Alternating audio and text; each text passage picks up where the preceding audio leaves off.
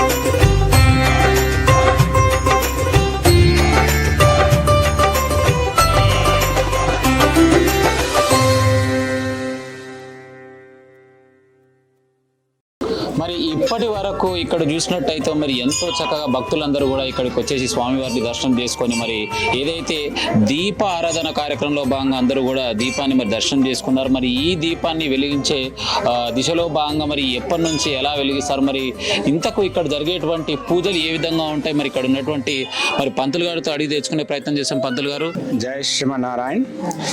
వెంకటాద్రి సంస్థానం బ్రహ్మాండే నాస్తికించిన వెంకటేశ్వర సమోదేవో నభూతో భవిష్యతి. శ్రీ సాక్షాత్తు ఆ తిరుమల వెంకటేశ్వర స్వామి వారు ఎక్కడ వెలిసిన భక్తులందరికీ కూడా కొంగు బంగారమై భక్తుల యొక్క కోరికలు తీరుస్తూ ఉంటాడు. ఇది మనము బడంగ్పేట్ శ్రీ పద్మావతి శ్రీ అలమేలు మంగ సమేత శ్రీ వెంకటేశ్వర స్వామి దేవాలయం. ఈ దేవాలయము దాదాపు 600 సంవత్సరాల పూర్వం నుంచి కూడా చక్కటి దేవాలయంలో పూజలు నిర్విఘ్నంగా కొనసాగుతున్నాయి. స్వామివారి ఇక్కడ ఏకశిలపై గుహలోపల అమ్మవార్లతో కలిసి పద్మావతమ్మవారు శ్రీ అలమేలు మంగమ్మవారితో కలిసి ఏకశిలపై స్వయంభూగా వెలిసి ఉన్నారు. ఇంకొక విశేషం ఏంటంటే స్వామివారి వరదహస్తం కింద శివలింగం ఉండడం కూడా ఇక్కడ మరొక విశేషం. స్వామివారిని అతి దగ్గరగా దాదాపు గర్భగుడిలోకి వెళ్ళి భక్తులు దర్శించే అవకాశం ఇక్కడ ఉంటుంది. చాలా దూర ప్రాంతాల నుంచి కూడా భక్తులు ఈ దేవాలయానికి వస్తూ ఉంటారు. తమ యొక్క కోరికలను సంకల్పలను స్వామివారికి విన్నవించుకొని అవి నెరవేర్చుతూ తిరిగి సంతోషంతో స్వామివారిని పునర్దర్శన ప్రాప్తి వస్తుందని మొక్కుతూ వెళ్తూ ఉంటారు. ఈ దేవాలయంలో మేము వంశపార ధర్మకర్తలము, అర్చకులము. నా పేరు మదన్మోహనాచార్యులు. మాది 6వ తరం స్వామి సేవలో, 6 తరాలుగా స్వామి సేవలో ఉన్నాము.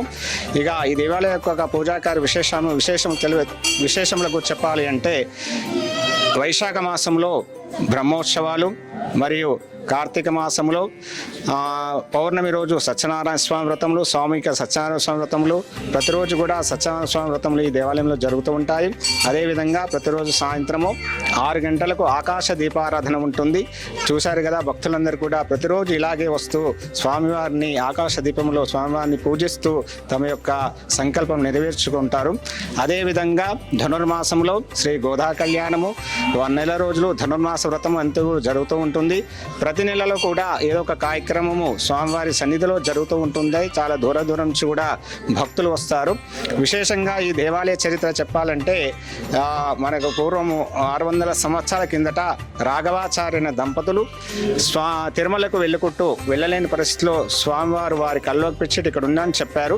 వాళ్ళు వచ్చి ఈ గుడిని నిర్మించారు. అప్పటి నుంచి కూడా మేము వంశపారపరంగా దేవాలయ నిర్వహణ చేస్తూ వస్తూ ఉన్నాం. పూజా కార్యక్రమం నిర్వహిస్తూ వస్తున్నాము. బయట చక్కటి కొనేరు ఉంది, చక్కటి మంటపాలు, ఆ తర్వాత రథశాల, అదేవిధంగా చక్కటి 3 ఎకరాల 16 గుంటలు ఈ యొక్క ప్రాంగణము దేవాలయ ప్రాంగణం ఉన్నది.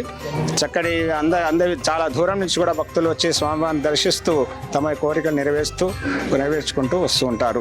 ఇంకా అనే విధమైనటువంటి ఆర్జిత స్వయములు ప్రతి శుక్రవారము స్వామివారి అభిషేకం ఉంటుంది. ఆ రోజు అందరూ కూడా స్వామివారిని నిజస్వరూపాన్ని దర్శించవచ్చు. శ్రవణ నక్షత్రం రోజు స్వామివారి కళ్యాణం జరుగుతూ ఉంటుంది.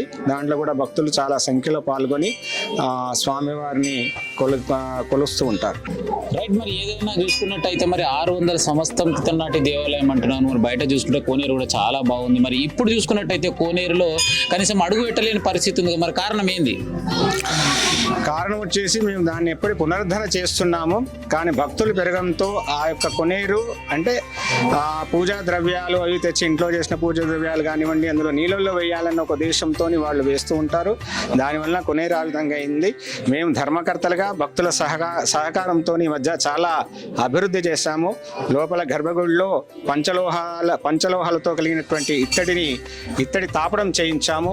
అదేవిధంగా స్వామివారి పూలమాలల కోసము ఒక ఫ్రిడ్జ్, భక్తుల దాహం తీర్చడానికి ఉన్న వాటర్ ఫిల్టర్లు, దేవాలయానికి ఒక బోర్డు, మళ్ళీ గేటు దగ్గర ఒక స్వామివారి బోర్డు ఒకటి ఏర్పాటు చేశాము. అది కూడా నవగ్రహణ మంటపంలో కూడా చక్కటి గ్రనైట్ రాయి ఏర్పాటు చేశాము ఈ మధ్యనే. ఇక మిగిలింది ఒకటి మనకు చాలా ముఖ్యమైనది ఏంటంటే కొనేరు అభివృద్ధి చేయవలసిన అవసరం ఉంది. దీని నుంచి మనకు ప్రభుత్వం తరపు నుంచి కూడా చక్కటి సహకారం లభిస్తే, అదేవిధంగా భక్తులకు కూడా చక్కటి సహకారము వాళ్ళు కూడా ముందుకు వచ్చి ఈ యొక్క కార్యక్రమంలో పాల్గొనే అవకాశం ఉంది. కాబట్టి ముందుగా ప్రభుత్వం తరఫు నుంచి ఏమన్నా మాకు సహాయం వచ్చినట్లయితే చక్కగా కొనేరు అభివృద్ధి చెందే అవకాశము 90% ఉంది, 100% ఉంది. వాస్తవానికి చూసినట్టయితే మరి గత ప్రభుత్వంలో మరి దేవాలయాన్ని అభివృద్ధి దిశగా ముందుకు తీసుకెళ్లి మరి ఇప్పుడున్నటువంటి ప్రభుత్వంలో భాగంగా మరి ఈ దేవాలయం ఎండోమెంట్లకు ఇంతకుందా లేక ప్రైవేట్లోనే ఉందా? అంటే ఫౌండర్ ట్రస్ట్లో మేము ధర్మకర్తగా వంశపార దేవాలయం 600 సంవత్సరాల నుంచి కూడా మేము నిర్వహిస్తూ వస్తున్నాం. కాబట్టి మాకు వంశపార ధర్మకర్త ఉన్నాము. మాకు భక్తుల సహకారంతో ఈ మధ్యగా అభివృద్ధి చేసుకుంటూ వస్తున్నాము. ఇది టీటీడీ సెక్షన్ C కింద ఉంటుంది, కానీ ట్రస్ట్ కింద ఈ దేవాలయ నిర్వహణ జరుగుతుంది. సో ఫైనల్ గా ఇక్కడికి వచ్చేటువంటి భక్తుల నుంచి మరి ఏదైనా ఉండిలో వచ్చేటువంటి కానుకల్లో భాగంగా మరి ఇది ఏదైతే ఫండ్ ఉందో అభివృద్ధిలో భాగంగా మరి దేనికి యూజ్ చేస్తారు?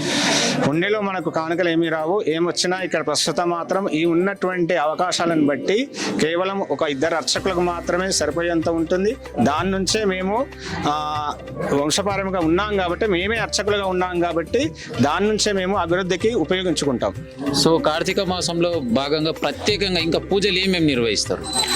కార్తీక మాసంలో చెప్పాను నేను ఇంతకుముందు, ఆకాశ దీపారాధన ప్రతి ఇప్పుడు పౌర్ణమికి సామూహిక సత్యనారాయణ స్వామి వ్రతాలు ఉంటాయి, ప్రతిరోజు వ్రతాలు ఉంటాయి.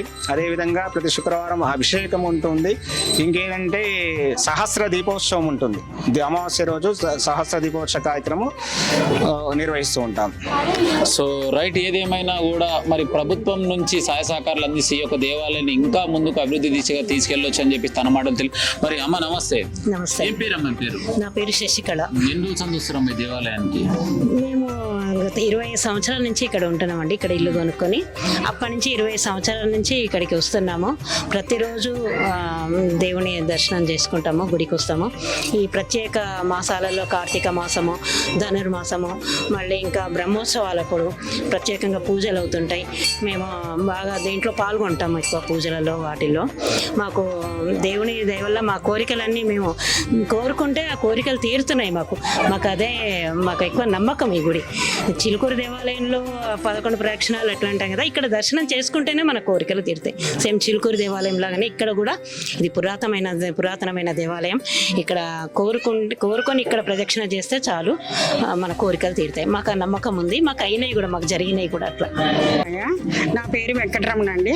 మేము గత 20 సంవత్సరాల నుంచి కూడా మేము ఈ ఆలయ ప్రాంగణం చుట్టూరే తిరుగుతాం. ఆలయంలో జరిగే వివిధ కార్యక్రమాలని పాల్గొంటూ ఉంటాము. స్వామి వారికి ఊంజల సేవ చేయాలని అయ్యవారికి చాలా ఇష్టం. భక్తులందరూ కోరిన ధన సహాయం చేస్తే అందరూ కూడా మనం ఆ స్వామిని తిరుపతిలో ఎలా ఊంజల సేవలో చేసుకుని మురిసిపోతున్నామో అలా మురిసిపోవచ్చు. మనకు తిరుపతిలో వెళ్తే ఎంత భావన కలుగుతుందో, మనకి ఎంత భక్తి భావన కలుగుతుందో, అట్లాగే ఈ స్వామిని దర్శించినంత మాత్రాన్ని మాకు బాగా శుభాలు కలుగుతూ ఉంటాయి. మనందరికీ కూడా చాలా కోరిన వరాలు ఇచ్చే కొంగు బంగారం ఆయన. అసలు ఆయన పాదాలను పట్టుకుంటే చాలు మన కోరిన కోరికలన్నీ కూడా నెరవేరుతాయి. మేము ఏదనుకున్నా అది మాకు నెరవేరుతుంది. స్వామి అంతా గోవిందా అంటే చాలు ఆయన దగ్గరికి వచ్చి మన ఆపదలన్నీ ఆయన కడతీరుతారు. అందుకే ఆయనకు ఆపద ముక్కులు వాడ అని పేరు కూడా ఉంది. ఇది పద్మావతి అలవేల్మంగ సమిత వెంకటేశ్వర స్వామి మన కోరిన బంగారం, కోరిన కోరికలన్నీ నెరవేర్చే స్వామి. జై శ్రీమన్నారాయణ. ఇంకా మార్గలి మాసం అండాలమ్మ పూజలు ఎక్కడ జరగవు. ఇక్కడ జరిగినట్టు ఎక్కడ చూడలేదు. నెల రోజులు బ్రహ్మాండంగా రోజు మార్గలి ఉదయం 4:30 నుంచి 6:30 మళ్ళీ వైకుంఠ ఏకాదశి పర్వదినం చాలా ఎక్కడ బ్రహ్మాండంగా జరుగుతుంది. మీరు ఎక్కడ చూడరో అంత మంచిగా జరుగుతుంది. ఈ గుడి యొక్క మహత్యం అండాలమ్మని దలుచుకుంటే చాలు, ఏ పని అంటే ఆ పని సక్సెస్ఫుల్ అవుతుంది. వెంకటేశ్వర స్వామి ఎంత పవరో అండాలమ్మ కూడా అంత పవర్ ఈ గుడికి. అది ఒక నా పర్సనల్ ఎక్స్పీరియన్స్తో నేను చెప్తాను. రైట్, చూశారు కదా. మరి ఏది ఏమైనా కూడా 600 సంవత్సరం క్రితం నాటి యొక్క పురాణ దేవాలయాన్ని స్థానికంగా ఉన్నటువంటి భక్తులు కావచ్చు, మరి రంగారెడ్డి జిల్లాలో ఉన్నటువంటి ప్రతి ఒక్క భక్తుడు కూడా ఒక్కసారి ఇక్కడ విచ్చేసి చూసినట్టయితే, మరి ఆలయ ప్రాంగణం చూసుకున్నట్టయితే చాలా చక్కగా ఉంది. మరి ఎక్కడో ఉన్న తిరుపతికి వెళ్తాము, మరి చిలుకూరి బాలాజీకి వెళ్తాము, అన్ని దేవాలయానికి అంత దూరం వెళ్లే బదులు ఒక్కసారి బడంగపేటలో ఉన్నటువంటి కాశీబుగ్గ దేవాలయానికి విచ్చేసి మరి ఒక శ్రీ వెంకటేశ్వర స్వామి దర్శనం చేసుకున్నట్టయితే మనకున్నటువంటి బాధలన్నీ కూడా తీర్చే అవకాశాలు ఎక్కువగా ఉన్నాయని చెప్పేసి ప్రజలు మనతో పాటు తెలియజేయడం జరిగింది. ఏదేమైనా తెలంగాణ ప్రభుత్వంచే భాగంగా మరి ఈ యొక్క దేవాలయాన్ని అభివృద్ధి దిశగా ముందుకు తీసుకెళ్తారని భక్తులు వారి మాటలో తెలియజేయడం జరిగింది. కెమెరామెన్ సైతం, జర్నలిస్ట్ గొంగడి సీనన్న.